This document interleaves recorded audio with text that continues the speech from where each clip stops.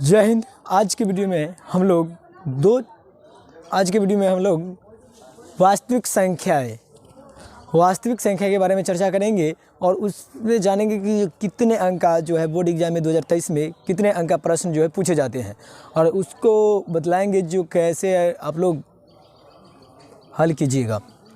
तो इसमें देखिए सबसे आसान है ये चैप्टर वास्तविक संख्या है यानी रियल नंबर, और इसी से जो है बहुत सारा क्वेश्चन 21 अंक का प्रश्न पूछा जाता है। यहाँ लिखा गया है 21 अंक का प्रश्न पूछा जाता है और ये चैप्टर आप क्लियर कर लिए एक चैप्टर तो उससे आपको 21 नंबर आ जाएगा। तो इसमें सबसे पहला जो पूछा जाता है वो क्या पूछा जाता है, इसमें आपको पूछेगा क्या, यूक्लिड विभाजन एल्गोरिदम से HCF निकालना। अगर ये चीज़ आपको आ गया, यूक्लिड विभाजन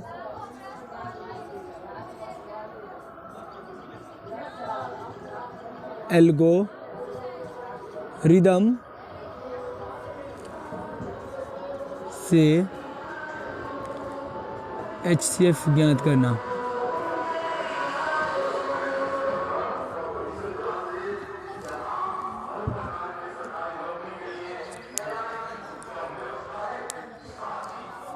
देखिए यूक्लिड विभाजन एल्गोरिदम जो थे ये क्या कहे थे, जो A बराबर BQ प्लस R जहाँ 0 से बड़ा या बराबर R, R से बड़ा B, ये अगर नियम इसी में आपको पूछ देगा यूक्लिड विभाजन एल्गोरिदम में A बराबर BQ प्लस R के नियम अनुसार क्या होता है, जहाँ ये तो ये नियम दे देगा ऑब्जेक्ट में A B करके, तो उसमें आपको ये मानना होगा ये चीज़ ऑब्जेक्ट में 1 नंबर हो गया। उसके बाद कहेगा यूक्लिड विभाजन एल्गोरिदम प्रमेय जो है किसको ज्ञात करने के लिए है, तो यूक्लिड विभाजन एल्गोरिदम जो प्रमेय है उससे केवल और केवल हम HCF ज्ञात कर सकते हैं, उसके अलावा कुछ नहीं कर सकते। ये प्रमेय सिर्फ HCF के लिए है, इतना समझ लिए, HCF के बाद कोई हम कुछ नहीं निकाल सकते हैं। तो यूक्लिड विभाजन एल्गोरिदम प्रमेय जो है वो क्या चीज़ निकालने के लिए है, तो सिर्फ जो है HCF, यानी इसको हिंदी में हम मौसा भी बोलते हैं, मौसा, यानी HCF ज्ञात करने के लिए है और फालतू के लिए नहीं है और दूसरा कार्य के लिए नहीं है। ये सिर्फ इससे जो है हम HCF निकाल सकते हैं और बाकी बात कुछ नहीं।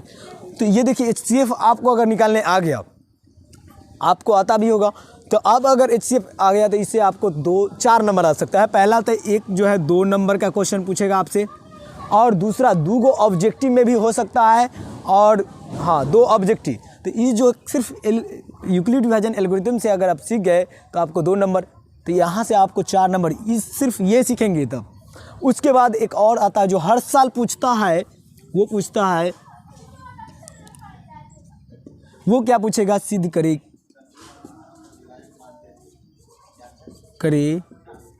कि √2 √3 √5 ऐसे डॉट डॉट कोई भी संख्या दे देगा, अब पूछेगा ये सिद्ध कीजिए कि रूट है कि नहीं।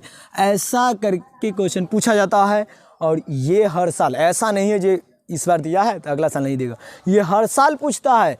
और आप लोगों को जवाब अगर सिद्ध करने आता होगा तो 2 नंबर पक्का। और एक और इससे ऑब्जेक्टिव में क्या पूछेगा, निम्नलिखित में कौन परिमेय संख्या है और अपरिमेय कौन संख्या है। तो परिमेय और अपरिमेय तो ये आप जानते होंगे। अब बताइए √4 क्या है, परिमेय है कि अपरिमेय। तो हम ये यहाँ पर ये समझना है, यहाँ देखिए जो रूट में रहेगा ना उसी को हम लोग बोलेंगे अपरिमेय संख्या। अगर रूट से निकल जाता है तो वो परिमेय संख्या हो जाएगा, समझ में आया। यानी जो रूट में रहेगा उसी को अपरिमेय संख्या, और जो रूट से बाहर निकल जाए उसको परिमेय संख्या। यहाँ ध्यान दीजिए, इसको हम लिख सकते हैं √2 × 2। तो देखिए रूट में जोड़ा में लगता है तो निकल जाता है, तो ये निकल गया 2, तो 2 तो रूट से में है नहीं, ये तो आपको मतलब चश्मा बना दिया। देखिए यहाँ क्या है, 2 तो निकल गया, यानी रूट में ये नहीं है, वास्तविक रूप से ये रूट में नहीं है, रूट में नहीं है, तो इसका मतलब ये क्या है, परिमेय संख्या है। तो इस प्रकार से क्वेश्चन आपको पूछेगा। उसके बाद तब अपरिमेय क्या होगा, तो √3 क्या है, अपरिमेय है, जो रूट से नहीं निकले वो है अपरिमेय संख्या। आप ये भी पढ़े होंगे, परिमेय और अपरिमेय संख्याओं का गुणनफल भी अपरिमेय संख्या होता है। परिमेय और अपरिमेय संख्याओं का गुणनफल भी अपरिमेय या जोड़ कर योग करे या घटाए या भाग करे, सब जो है अपरिमेय ही संख्या होगा। परिमेय और अपरिमेय का करेंगे तो ये समझ में। इससे जो है आपको 2 नंबर आ गया। 2 नंबर में पूछबे करेगा हर साल, निश्चित रूप से पूछेगा। ऐसा नहीं है जो एक साल पूछा एक साल नहीं पूछेगा। तो 2 नंबर इससे क्लियर हो जाएगा। और 1 नंबर कम से कम ऑब्जेक्टिव में 1 नंबर या 2 नंबर ये तो निश्चित रूप से रहेगा। मान लेते 2 नंबर, तो 2 इसमें भी 4 नंबर, इसमें भी 4, यानी 8 नंबर। एक और आप पूछा जाता है आपसे, वो क्वेश्चन क्या पूछेगा आपसे, देखिए आपसे पूछेगा तीसरा चीज,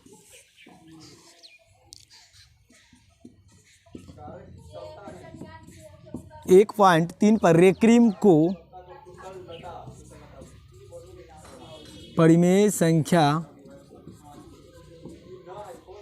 के सरलतम रूप में लिखिए। यानी तो एक या वही कर सकता है 1/√3 पर रेक्रीम को परिमेय संख्या के रूप में व्यक्त कीजिए।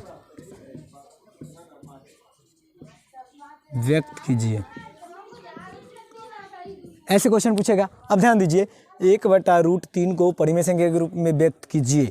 2 नंबर ये भी सब्जेक्टिव में पूछेगा। 2 नंबर में ये क्वेश्चन पूछेगा। हाँ, इसमें का 5 नंबर में कभी नहीं पूछता है। पहला चैप्टर है रियल नंबर, वास्तविक संख्या, इससे सिर्फ 2 नंबर का ही प्रश्न है और ये 2 नंबर में ही पूछा जाता है। और इसमें जो है ये क्वेश्चन भी खास है, जैसे ये है सिद्ध करे वाला बार बार पूछता है, उसी प्रकार ये भी बार बार पूछता है और ये निश्चित रूप से अवे करेगा 2021 के एग्जाम में। तो ऐसा वाला क्वेश्चन ये हम ये नहीं कर रहे हैं जी यही क्वेश्चन पूछेगा, इसी टाइप का पूछेगा। क्योंकि अब एगो बनाने आ गया तो इस टाइप का सब आ जाएगा ना बनाने। तो 2 नंबर इससे भी और 2 नंबर एगो ऑब्जेक्टिव, यानी 3 नंबर का ये पूछा जाता है। एगो ऑब्जेक्टिव रहेगा, निम्नलिखित में इतना दे देगा और उसको कहेगा परिमेय संख्या के रूप में बदलिए। तो ऑब्जेक्टिव में भी रहेगा और सब्जेक्टिव, यानी 3 नंबर ये क्लियर। तो 4 4 8 3 11 नंबर तो ऐसे ही आ गया। उसके बाद पूछता है चौथा चीज़, क्या पूछता है, दशमलव शांत आवर्ती और अशांत आवर्ती, वो वाला पूछता है।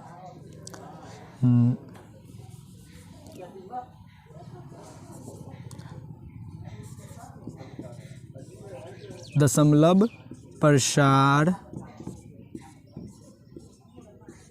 शांत या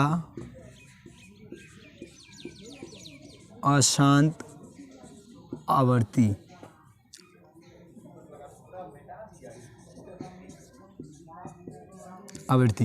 ये बहुत इंपॉर्टेंट क्वेश्चन है। ये भी ऑब्जेक्टिव में कम से कम तो 2 नंबर के पूछेगा। 2 का पूछेगा, एगो का अशांत रहेगा, एगो का शांत, ऐसे करके क्वेश्चन पूछेगा। 2 ऑब्जेक्टिव, तो 2 नंबर यहाँ से आ जाएगा। और दूसरा जो 2 नंबर में भी पूछ सकता है, निम्नलिखित क्वेश्चन दे देगा, मान लेते हैं 75/48 और कहेगा इसका दशमलव प्रसार शांत है, मतलब इसको निकालिए दशमलव प्रसार शांत है कि अशांत, इसको बनाना होगा और उससे हम पता कर सकते हैं जिसका दशमलव प्रसार शांत है या अशांत। इसका क्या किया जाता है, 75 का गुणनखंड कीजिए और नीचे 48 का गुणनखंड कर लीजिए और इसमें आएगा, मान लेते क्यू का रूप जो है 2 के पावर m गुने 5 के पावर n जैसा होगा, तो इसका दशमलव प्रसार शांत होगा, नहीं तो अशांत होगा। तो इससे हम पता कर सकते हैं। और उसके बाद आपको इससे भी 2 नंबर ऑब्जेक्टिव में और 2 नंबर सब्जेक्टिव, तो 15 नंबर तो ऐसे हो गया। और उसके बाद आपसे पूछेगा, ये हो गया। तो इतना चीज़ अब सीख गए। उसके बाद आइए थोड़ा बेसिक पे। किस पे, बेसिक में। इसमें बेसिक पे भी प्रश्न पूछे जाते हैं। जैसे आपको पूछेगा 2 लगातार प्राकृतिक संख्याओं का मौसा क्या होगा, तो आपको समझना होगा। क्या समझना होगा, 2 लगातार प्राकृतिक संख्या क्या कह रहा है। तो 2 लगातार प्राकृतिक संख्या हम लोग पढ़े थे, वैसी संख्या जो 1 से शुरू होता है उसे प्राकृतिक संख्या, मगर इसमें भी कह रहा है लगातार। लगातार मतलब मान लेते हैं 1 लिए तो अगला प्राकृतिक संख्या क्या होगा, 2 होगा। अगर 5 लिए तो अगला प्राकृतिक संख्या क्या होगा, 6 होगा। अगला क्या होगा, 6। अगर 7 लिए तो अगला होगा 8। अगला अगर मान लेते 100 लिए तो अगला क्या होगा, 101 होगा। ऐसे लगातार प्राकृतिक संख्या का जो है मौसा क्या होगा, ये आपसे पूछेगा। तो उसका मौसा अगर निकालिएगा, मान लेते इसी का निकालिए, 5, इसमें दोनों में बड़ा कौन है उसको इधर लिख लीजिए, 5 बराबर 6 बराबर 5, इसको लगाएंगे तो 1 बच जाएगा। कितना, 1 बचेगा। ये 5 को उतारिए और इसको 1 को यहाँ, 1 को गुने 5 प्लस में 0, तो आ गया HCF कितना, 1। ये यूक्लिड विभाजन से बनाए तो 1 आया। अब ऐसे भी आप लोग मतलब क्या 6ठा 7वां में रहे होंगे या 6ठा में 5वां में, तो HCF ऐसे वाला सीखे होंगे। दोनों को भी दोनों में से जो बड़ा है उसको बीच में रख लीजिए और इसको 1 के पारा में 2 कितना 2 मरतबे कट गया, तो 1 आ गया शेप। ऐसे करके भी बना सकते हैं। इसका भी देख लीजिए 7 और 8 का निकालिएगा तो 8 बीच में, क्योंकि दोनों में से जो बड़ा रहेगा उसको बीच में रखेंगे और जो दोनों में से छोटा है उसको कात में। 7 के पारा में 8 कितना मरतबे 1, तो 7 बचेगा 1, 7 उतरा, तो 1 के पारा में 7 कितना मरतबे 7 कट गया, HCF आ गया 1। तो ऐसे करके आप बना सकते हैं। 2 लगातार प्राकृतिक संख्याओं का मौसा जो है 1 आता है। इसके बाद और बेसिक में जाइएगा तो एक और क्वेश्चन पूछा जाता है 2 लगातार सम संख्याओं का मौसा। तो 2 लगातार सम संख्या आप जाने होंगे, क्या जाने होंगे, वैसी संख्या जो 2 से पूरा विभाजित हो जाए उसे सम संख्या कहते हैं। और आपको क्वेश्चन क्या पूछा है 2 लगातार सम संख्याओं का मौसा। तो 2 लिए तो दूसरा लगातार में क्या आएगा सम संख्या 4 आएगा, 3 तो सम संख्या होगा नहीं, तो इसका HCF निकालिएगा तो 2 आएगा। निकाल कर देख लीजिए, दोनों में से जो बड़ा होगा उसको बीच में रखना है और ये छोट है तो इसको काट में, तो 2 दूना 4 कट गया, HCF 2 के पारा में कटा है तो HCF कितना हो गया 2। तो इस प्रकार आप लोग बना सकते हैं। 2 लगातार सम संख्याओं का मौसा जो है 2 आता है। उसके बाद और क्वेश्चन इसी में पूछेगा आपसे 2 लगातार विषम संख्याओं का मौसा। तो 2 लगातार विषम संख्याओं का मौसा देख लीजिए, 1 के बाद क्या आएगा 3 आएगा, तो उसका भी जो है 1 ही आता है। 2 लगातार विषम संख्याओं का मौसा भी 1 ही आएगा, क्योंकि 3 है तो 1 के पारा में कटिए जाएगा, तो 2 लगातार विषम संख्याओं का मौसा 1 होगा। उसके बाद आपसे पूछेगा सबसे छोटी भाज्य संख्या और सबसे छोटी अभाज्य संख्या का मौसा। ऐसे करके सबसे छोटी भाज्य संख्या हम लोग जानते हैं जो 4 होता है, सबसे छोटी भाज्य संख्या 4 होगा। और सबसे छोटी अभाज्य संख्या 2, तो दोनों में बड़ा कौन है 4, तो 4 को बीच में रखेंगे और 2 छोटा है तो इसको कात में रखेंगे, तो 2 दूना 4 कट गया, तो इसका भी जो है HCF आ गया 2। HCF कितना आ गया 2। तो 2 नहीं, सबसे छोटी भाज्य संख्या और सबसे छोटी अभाज्य संख्या का मौसा कितना होता है 2 होगा, उससे ज़्यादा नहीं। ये ऑप्शन में देगा आपको, उसमें टिक मार दीजिएगा, आपका सही हो जाएगा। तो इस प्रकार से क्वेश्चन पूछा जाता है। और क्वेश्चन क्या पूछा जाता है और चर्चा करते हैं इसमें।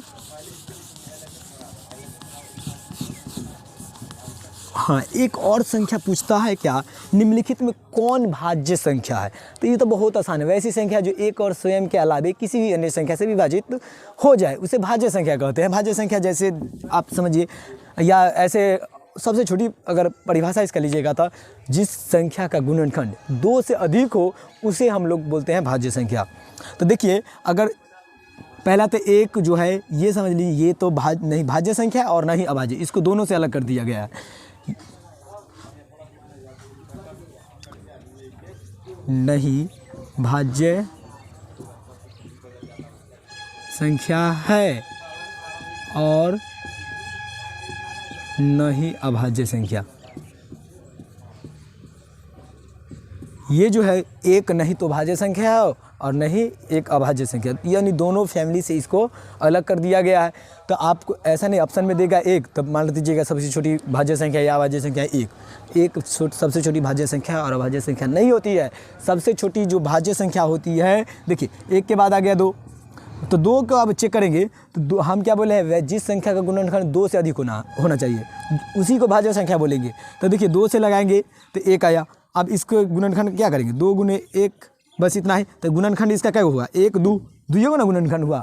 तो जिस संख्या का गुणनखंड 2 से अधिक होगा उसको भाज्य संख्या बोल लेंगे, मगर इसका गुणनखंड जो है दुइयों को आया तो इसको भाज्य संख्या नहीं बोलेंगे। उसका 3 करते हैं तो देखिए 3 में करेंगे तो 3 इकाई 3, इसका भी गुणनखंड जो आया 3 को 3 गुने 1, बस दुइयों को रह गया, इसका मतलब ये भी भाज्य संख्या नहीं है।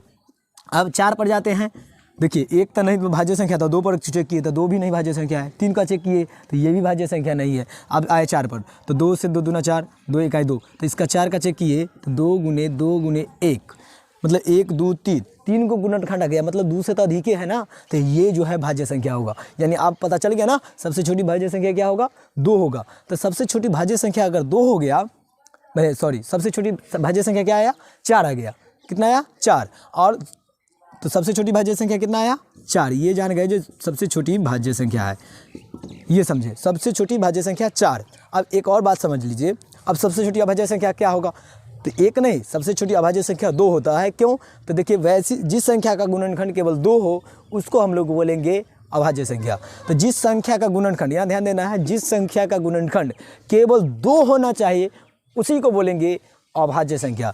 यहाँ ध्यान दीजिए, तो जिस संख्या को दो का सिर्फ दो ही आया था सबसे छोटी, क्योंकि एक को तो नहीं भाज्य है नहीं अभाज्य, तो एक के बाद तो दो ही आता है, और दो का गुणनखंड किए थे तो केवल दो ही आया था। इसका मतलब सबसे छोटी अभाज्य संख्या जो है दो हुआ। तो हम क्या बोले थे, क्वेश्चन आपसे पूछा गया था, ऐसे भी पूछेगा आपसे क्वेश्चन पूछेगा निम्नलिखित में कौन सबसे छोटी अभाज्य संख्या है, ऐसे पूछेगा। और नहीं तो पूछेगा निम्नलिखित में जो है सबसे छोटी भाज्य संख्या क्या है। सबसे बड़ी कहीं नहीं पूछेगा, सबसे छोटी, क्योंकि बड़ी किसी को मालूम नहीं है। आज तक दुनिया में कोई भी नहीं बतला सकता जो सबसे बड़ी भाज्य संख्या कौन है, या सबसे छोटी अभाज्य संख्या, मतलब सबसे छोटी भाज्य संख्या बतला देगा, सब बतला देगा जो सबसे छोटी भाज्य संख्या क्या होता है, सबसे छोटी अभाज्य संख्या क्या होगा। ये दुनिया का हर एक इंसान बतला सकता है, मगर सबसे बड़ी भाज्य संख्या कोई नहीं बतला सकता है दुनिया में, और सबसे बड़ी अभाज्य संख्या कोई नहीं बतला सकता। सबसे छोटी बतला सकता है, बड़ी कोई नहीं बतलाएगा। तो ये जान गए। अब बोले हैं हम सबसे छोटी भाज्य संख्या और सबसे छोटी अभाज्य संख्या का मौसा क्या होगा। तो हम जान गए जो सबसे छोटी भाज्य संख्या 4 होता है और सबसे छोटी अभाज्य संख्या जो है 2 होता है। तो ये दोनों का HCF, दोनों में से बड़ कौन है 4, तो इसको बीच में रख लीजिए, और छोट कौन है 2, तो इसको कात में रख लीजिए। 2 दूना 4 कटेगा, यानी आ गया HCF कितना आया 2। तो सबसे छोटी भाज्य संख्या और सबसे छोटी अभाज्य संख्या का मासा कितना होता है 2 होगा। तो इस प्रकार आपसे क्वेश्चन पूछा जाएगा। और एक और ऑब्जेक्टिव होता है, इसका भाज्य संख्या का दूसरा नाम होता है, भाज्य संख्या है ना, इसको हम लोग बोलते हैं यौगिक संख्या। ध्यान में रख लीजिए, ये नाम यौगिक संख्या, भाज्य संख्या का दूसरा नाम है यौगिक संख्या। आपसे भाज्य संख्या कभी कभी नहीं पूछेगा, यौगिक संख्या पूछेगा। कहिएगा सर जी कहाँ बतलाए थे यौगिक संख्या, यौगिक संख्या तो हम जानबे नहीं करे। हाँ सर जी, अगर मतलब है कि पैसा लीजिए, इसे कुछ नाम बतलाइए। हमको पढ़ाए भाज्य संख्या, पूछा यौगिक संख्या अब क्या होता है, हम तो कभी पढ़बो नहीं किए हैं। तो ऐसा नहीं है, भाज्य संख्या का ही दूसरा नाम है यौगिक संख्या।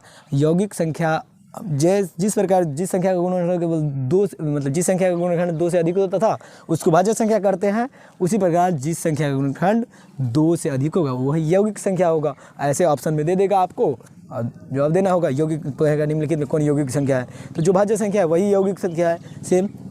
उसके बाद वही पूछेगा। और अभाज्य संख्या का दूसरा नाम है, अभाज्य संख्या का दूसरा नाम अगर जान लीजिएगा तो ये होता है रूढ़ होता है इसका नाम। दूसरा अभाज्य संख्या का दूसरा नाम क्या है रूढ़, ये जान गए। अब एक और आता है, क्वेश्चन पूछा जाता है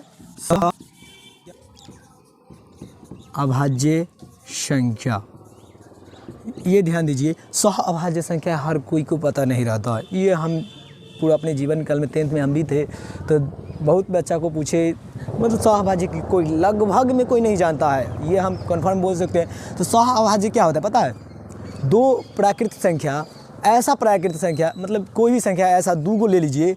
मान लेते A और B जो है, ए बी 2 संख्या है, मान लीजिए AB 2 संख्या है, और AB ऐसा संख्या होगा जिसका HCF 1 आएगा ना, जिसका HCF कितना आना चाहिए 1 आएगा। 2 संख्या है, मान लेते A और B क्या है 2 संख्या है, और उसका HCF यदि 1 आएगा तब जो है AB जो है एक दूसरे का सह अभाज्य संख्या कहा जाता है उसको।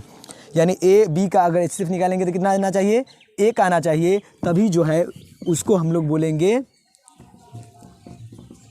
सह अभाज्य संख्या। HCF कितना आना चाहिए, A और B का HCF कितना आना चाहिए 1 आना चाहिए। यानी 2 प्राकृतिक संख्या A और B सह अभाज्य संख्या कहलाती है यदि उसका HCF कितना हो 1 हो, तभी उसको हम लोग बोलेंगे सह अभाज्य संख्या। जैसे आप देख लीजिए 18 और मान लेते हैं 18 दे दिए और 35, दोनों में से बड़ क्या है, ये दोनों सह अभाज्य है कि नहीं, ये चेक करने के लिए मान लेते दे दिए, ऐसे देगा आपको ऑप्शन में।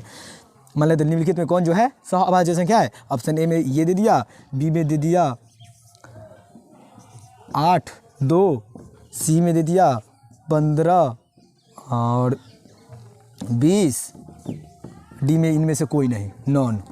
ऐसे क्वेश्चन पूछेगा निम्नलिखित में कौन जो है सह अभाज्य संख्या है। तो ऐसा प्रश्न निश्चित रूप से पूछवे करेगा, और ये नहीं समझिएगा जो नहीं पूछेगा, ये हम जो बतला रहे हैं वो निश्चित रूप से पूछेगा।